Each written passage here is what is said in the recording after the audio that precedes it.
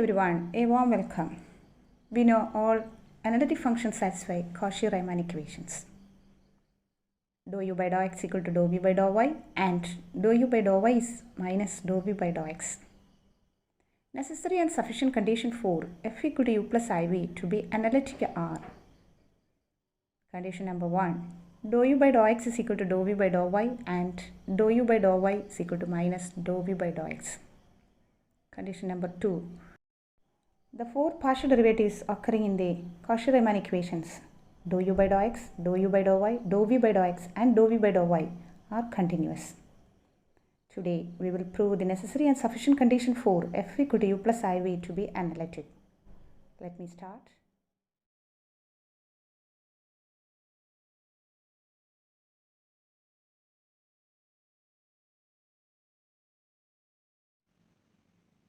Assume f of z is analytic.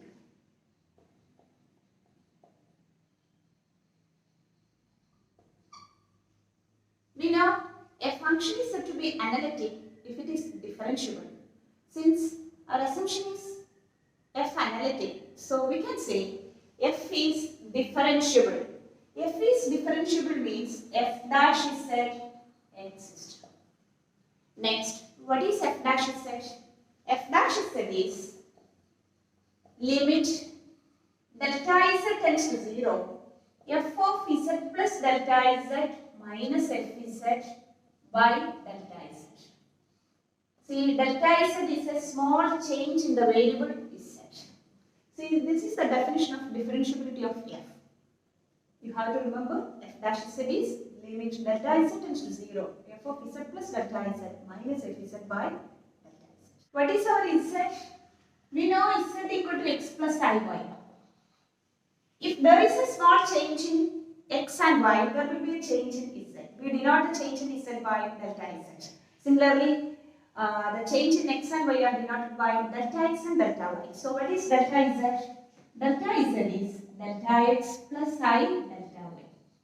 We have f of z is u plus iv, where u and v are functions of x and y. That is fz is equal to u of xy plus v. V is a function of x and y. This is fz. So what about f of z plus delta z? It is u of, see, there is a change in z. So there will be a corresponding change in x and y. That will be delta x and delta y. So f of z plus delta z is u of x plus delta x, comma y plus delta y plus I into v of x plus delta x, comma y plus delta. If we know these basic things, then we can easily evaluate this integral.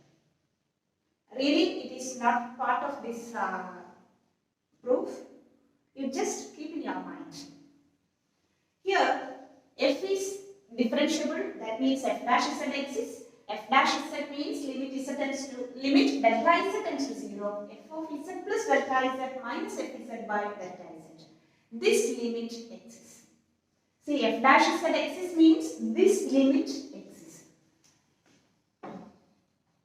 This limit exists means this limit is same for any path through which delta z tends to 0. In our complex plane, see, 0 is this point. See, there are infinitely many ways you can reach this 0. Along this way, this way, this way, along this path, along through this path. There are infinitely many paths.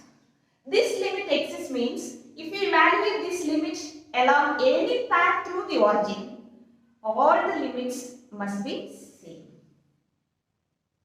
Here, for getting the Cauchy-Riemann equations, see, we know the necessary condition for a function f z to be analytic is it satisfies Cauchy-Riemann equations and the four partial derivatives are continuous. For getting this, we will evaluate this limit along the x-axis and along the y-axis. Y-axis is the imaginary axis.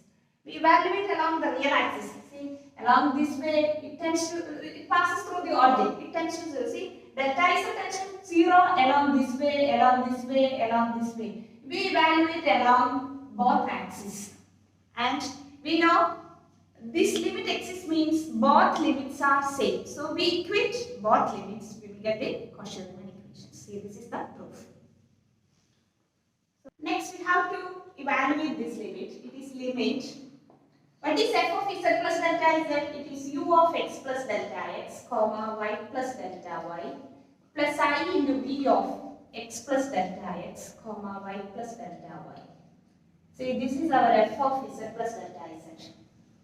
Minus, what is our fz?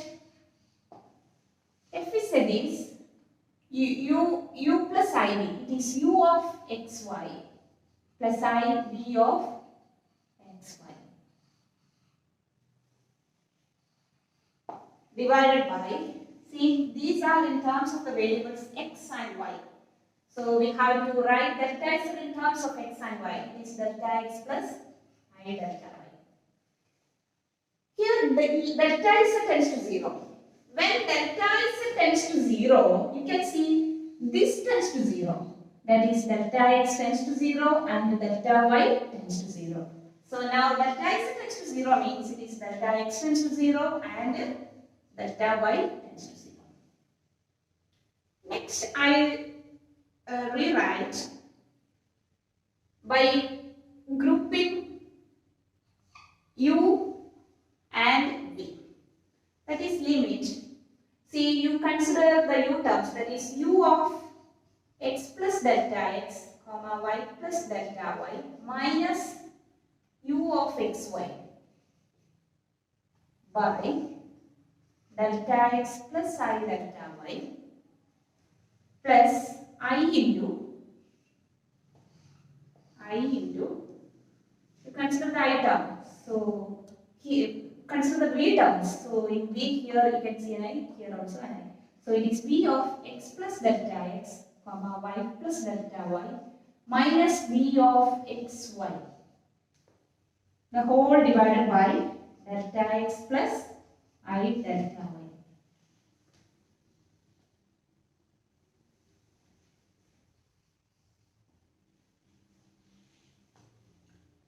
Here limit both delta x tends to 0 and delta y tends to 0. Next, here this limit is existing. That means this limit is unique for any path in which delta x tends to 0 and delta y tends to 0. That is any path through which delta x tends to 0. Next, I would like to evaluate this limit through the real axis and the imaginary axis.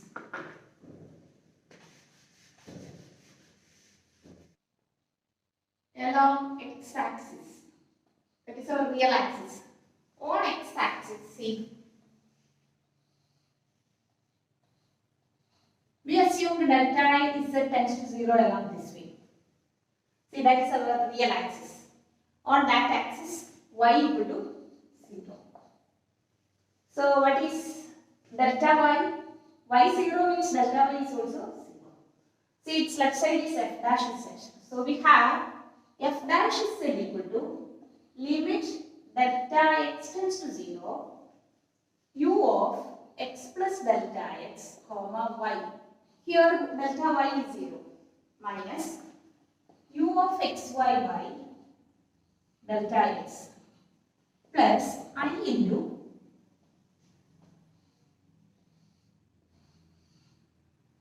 v of x plus delta x, comma y minus v of xy by delta x.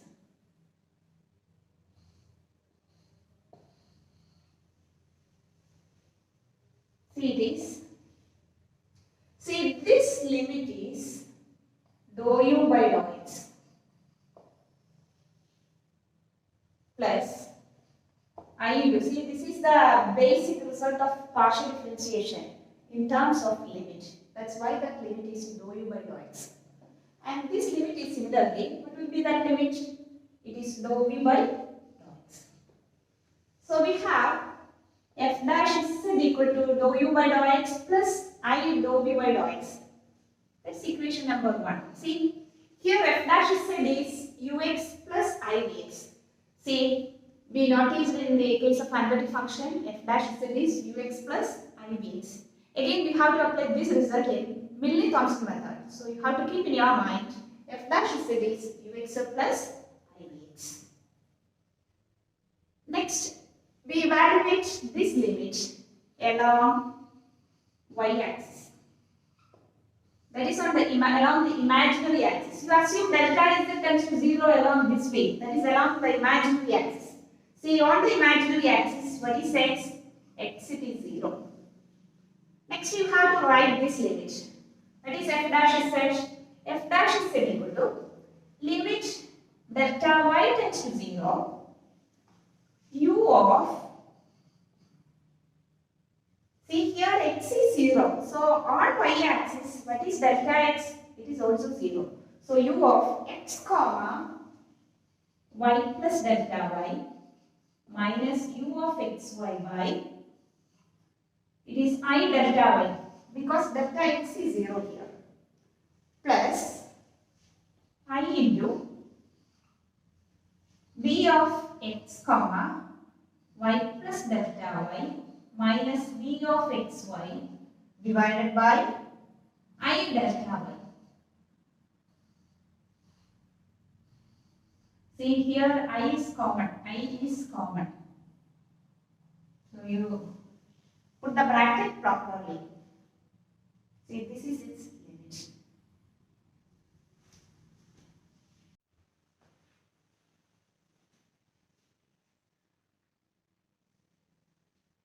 Next, we have to evaluate this limit.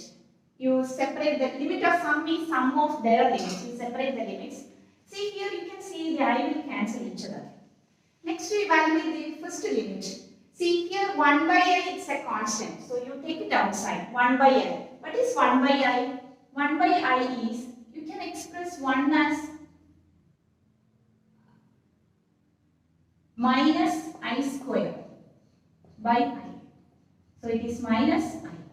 So 1 by I is minus I. Minus I into limit delta y tends to 0 u of x y plus delta y minus u of xy by delta y plus limit delta y tends to 0 v of x comma y plus delta y minus v of xy by delta y.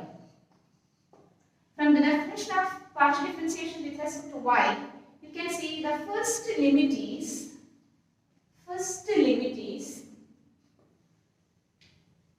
dou u by dou y plus second limit is dou v by dou y.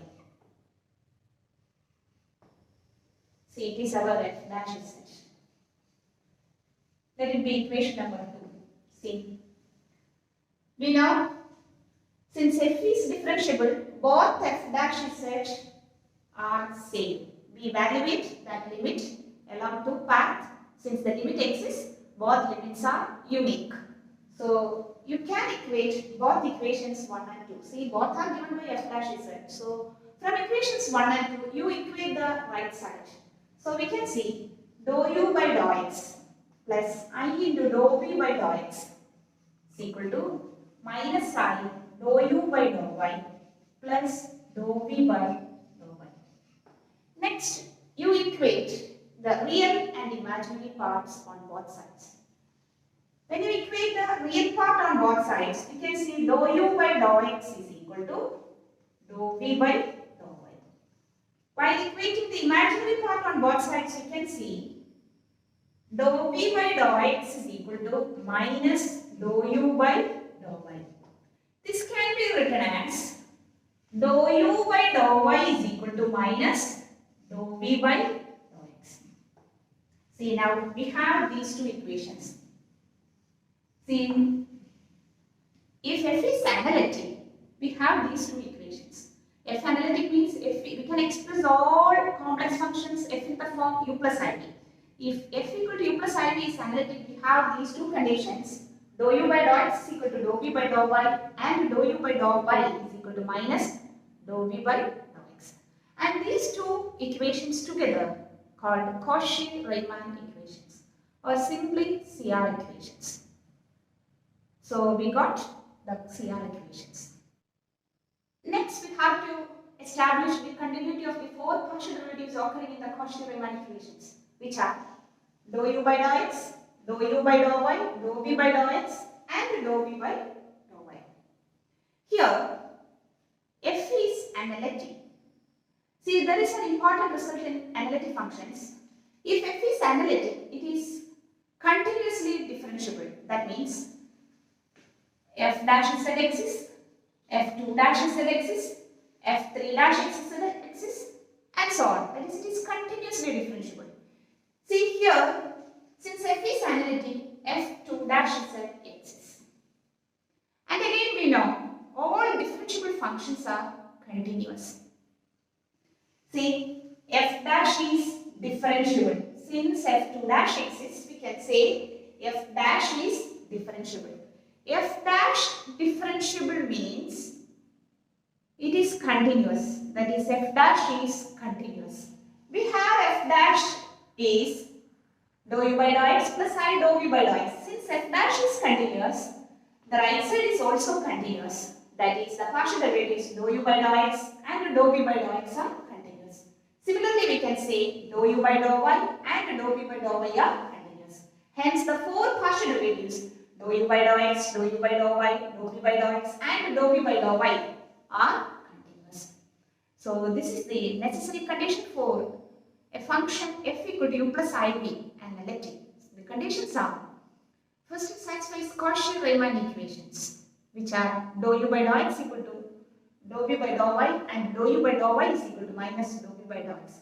Also, the four partial derivatives dou u by dou x, dou u by dou y, dou v by dou x, and dou v by dou y are continuous.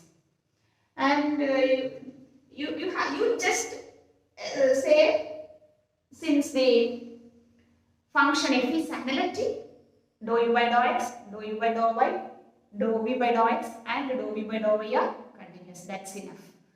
There is no detailed explanation for the continuity of these partial derivatives. For convincing you, I just explained the continuity of the partial derivatives. Since in examination, you just mention the four partial derivatives are continuous because the function f is analytic. That's enough.